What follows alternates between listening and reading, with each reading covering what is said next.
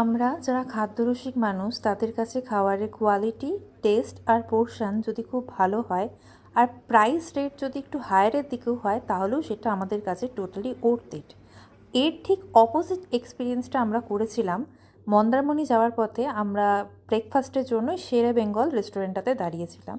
আমরা নিয়েছিলাম দুটো চিকেন স্যান্ডউইচ আর দুটো এগ স্যান্ডউইচ। এগ স্যান্ডউইচটা নিয়ে আমি স্পেসিফিক্যালি বলতে পারি, স্যান্ডউইচের ভেতরে এগটাকে জাস্ট বয়েল করে গ্রেট করে মেয়োনিজ দিয়ে দিয়ে দেওয়া হয়েছিল। ব্রেডের সাইজটাও নর্মাল ব্রেডের সাইজ ছিল। স্যান্ডউইচের ব্রেডের সাইজ অনেকটা বড় হয় সেটাও ছিল না।